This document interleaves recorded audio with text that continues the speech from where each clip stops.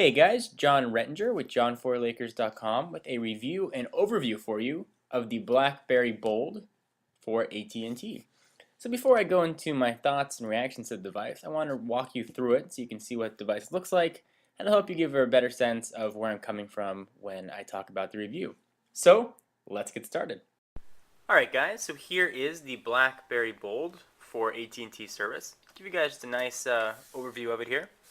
So the front of the device looks typical BlackBerry. It's got send key, your BlackBerry menu button, your scroll ball, which serves as a D-pad and also helps with navigation for websites. You have a back button, and you have a hang up and power off button. You've got a full QWERTY keyboard here, and the keys do feel very nice. There's a lot of throw to them. This actually has a very nice feel. The keys are not actually spaced apart, but there's ridges on each key, which makes it actually very easy to type and move your finger to the next key. I had no issue typing, and I was able to compose a message very, very quickly and very easily. On the bottom, there are again your typical BlackBerry shortcuts for caps locks and text up and text down, and you've got some alt function keys all along there for your punctuation. Very typical BlackBerry. Along the left side of the device, you've got a 3.5mm headset jack, which is very nice. Mini USB, a soft button you can use for whatever you'd like, and a micro SD expansion card slot, which is actually hot swappable. Pop it right in there. Bottom of the device, there's your microphone and your back release to release this fake leather backing. On the right side of the device, you've got a volume up and down toggle, another soft key you can set for whatever you like, and that's it. Top of the device, you've got a ringer set volume button, a ringer button. And the back of the device is made of this kind of fake leather stuff here, if you can see it there. It does have a nice feel, and doesn't make it feel slick in the hand, so when you're holding it, you don't feel like you're going to drop it, which is, I know, a complaint a lot of people had with the curve that the phone is replacing. Size-wise, it looks much bigger than it actually is. When you hold the device in your hand, it definitely feels like it has some heft to it. So let me show you size-wise compared to some devices you might be familiar with here. Here it is with the iPhone. And when you hold both in your hands, the iPhone feels so much smaller because of the tapered edges. But what I was surprised to find is they're actually almost identical sizes. And from the side as well. Really almost identical. So I guess that gives credit to Apple for making their device feel actually smaller than it is. So one of the devices most people might be replacing their Bold with is the BlackBerry Curve. So here it is with the Curve. Notice the Curve has a spacing between the keys, whereas the Bold does not. And the Bold certainly has a much larger screen, which I'll talk about in a minute. So just for size comparisons, you can see the Bold is a little bit bigger. See the sliver on the side? It's also a little bit thicker, but not much. So another device you might be thinking about if you're with AT&T is the Samsung Epix. So I'll show you guys a comparison with that. Similar form factors, QWERTY keyboards, screens on the top, although the Epix is running Windows Mobile and touchscreen. Just for size comparisons, I'll let you see. So pretty close to the same size. Looks like the Epix might be, a little bit smaller than the BlackBerry, but not much. And thickness, the Epix is just a little bit thicker. I'll go ahead and move all those devices out to the side. Now the Bold gets its name from its gorgeous half VGA screen. So I turned down the brightness here as far as I could, so hopefully you'll be able to see the screen.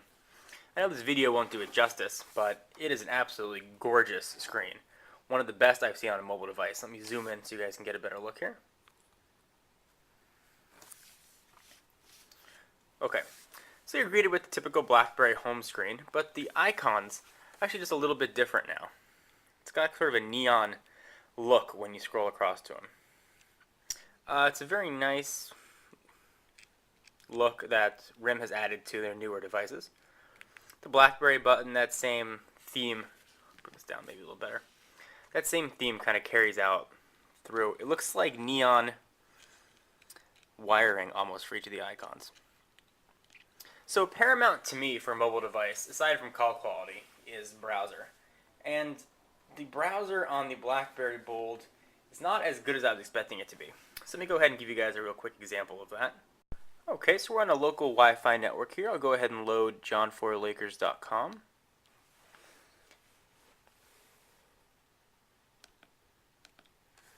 There it is booting up, and I should tell you that this is a full 3G capable device, meaning it's fast broadband-like data, which is very nice. I don't have a SIM card in there currently, but 3G speeds are compatible with any other 3G phone I've seen, particularly the iPhone.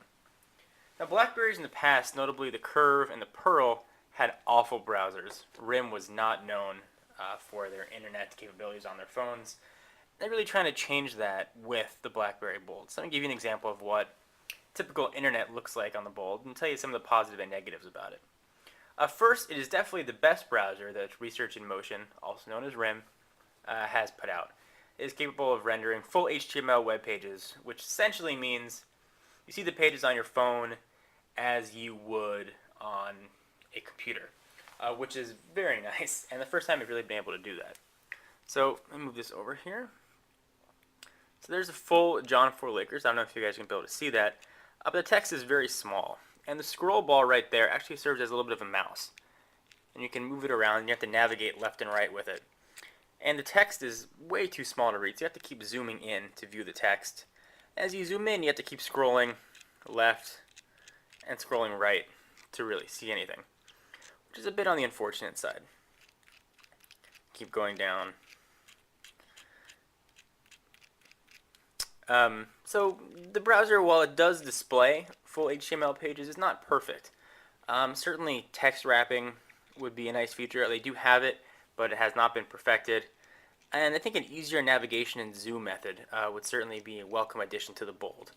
But that being said, it is certainly the most capable BlackBerry browser to date that Research in Motion has put out, or at least the most that I've seen. So certainly kudos to RIM for that. Let's go back to the home screen here. It is capable of playing pictures and videos. There's no YouTube player on it right now, so that's certainly a downside. Video plays fantastic on it. It's nice and smooth and looks beautiful on the screen, although again in the video it really won't do the screen justice.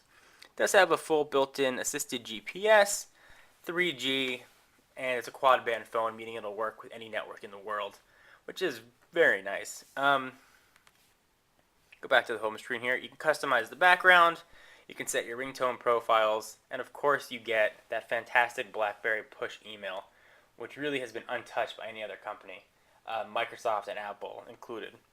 RIM's email is absolutely fantastic. So now that you guys have had a chance to see the device, let me talk to you about it and let you know what I think. So first and foremost, with using a mobile device, you're concerned about call quality.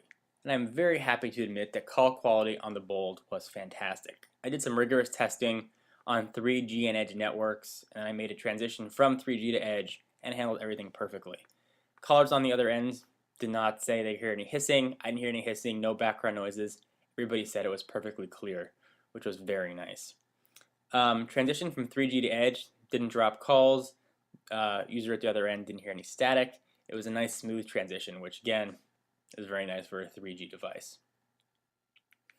Battery life, again, could always be better, but as you saw in the unboxing, the battery in this thing is huge, and I was able to get about 4 hours of talk time out of it, which is pretty nice. And again, I put it through some hard tests using the internet for, say, 2 to 3 hours a day, which is quite a lot, and maybe an hour and a half of phone calls. It will last the entire day. It'll get you through an entire day, but we'll have to charge it every night, which is really the most I can ask for. You go to bed, you have an outlet by you, plug the phone in. You shouldn't have much of a trouble getting through a full day of use. Overall, I really like the BlackBerry. I've been a real big BlackBerry fan for a while. Before I switched over to the iPhone, I had many RIM devices. You can see in my first iPhone unboxing, I was replacing a BlackBerry Pearl. I had a Curve, I had an 8700 before that, I've had an 8800. So I really do like BlackBerry, and this is definitely the best full QWERTY keyboard that RIM has put out to date. I have not seen the BlackBerry Storm yet, so I can't comment on that, but at least for the GSM networks, this is hands down the best BlackBerry. If you're a corporate user and you need push email, you need a full keyboard, and you really want reliability of RIM, the BlackBerry Bold is definitely for you. If you're a heavy texter and you like a full keyboard, it's a great way to go as well. Screen is gorgeous. And it's a great phone all around. Highly recommend it. On a 1 out of 5 scale, I give the Bold a 4.5, only lacking because of some of the browser shortcomings. But that's really it. So guys, John Rettinger with john4lakers.com. It's been a review of the BlackBerry Bold for AT&T. Be sure to check out the website, www.john4lakers.com. And if you'd like to be a writer for it, it's all user-generated content. Be sure to hit the apply button in the bottom right-hand corner. And if you want some exclusive content, be sure to follow me on Twitter, www.twitter.com/john4lakers. I'll put links to both up in the sidebar. Hope you guys enjoyed, and I will see you in the next video. Bye-bye.